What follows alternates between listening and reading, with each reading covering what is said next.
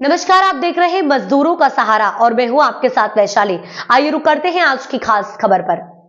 सहारनपुर में अचानक मौसम ने करवट ली और ओलों के साथ तेज बारिश शुरू हो गई। रुक रुक कर हो रही बारिश से ठंडक बढ़ गई, जिससे सर्दी फिर लौट आई है। बारिश और ओलावृष्टि से किसानों की चिंता बढ़ गई।